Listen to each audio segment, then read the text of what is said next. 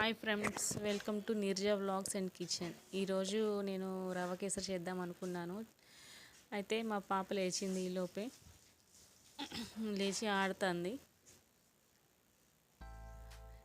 నేను దాంట్లో ఏం తీసుకున్నా అంటే ఇలాచి, షుగర్, బొంబాయి రవ్వ, బాదం జీడిపప్పు అండ్ నెయ్యి కూడా తీసుకున్నానండి.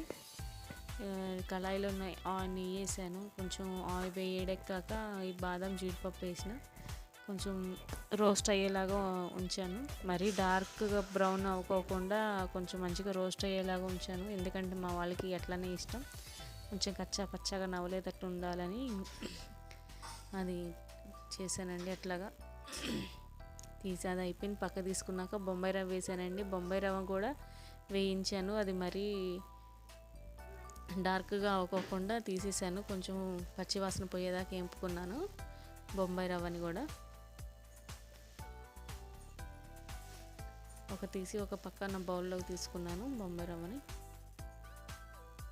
తర్వాత నేను షుగర్ మెల్ట్ అవ్వటం కోసం అని చెప్పి నేను షుగర్ కళాయిలో వేసాను. అది మెల్ట్ అవ్వటానికి కోసం అని. మా పక్కన మా అల్లుడు హెల్ప్ చేస్తున్నాడు నాకు ప్రతిదీ కూడా. దాంట్లో చిన్న కందిపప్పు వచ్చిందండి, అందుకే అది అట్లాగా తీసుకున్నాను. మెల్ట్ అవ్వడానికి కొంచెం లైట్గా ఒక హాఫ్ గ్లాస్ వాటర్ పోసామండి.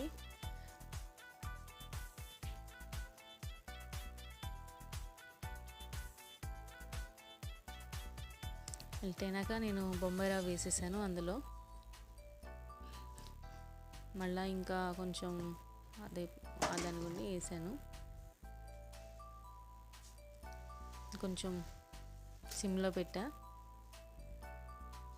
కొంచెం దగ్గరికి వచ్చేలాగా. అయినాక ఫుడ్ కలర్ కలిపేసుకొని అది దగ్గరికి వచ్చేసినాక నెయ్యి, బాదం, జీడిపప్పు వేసుకొని కలుపుకొని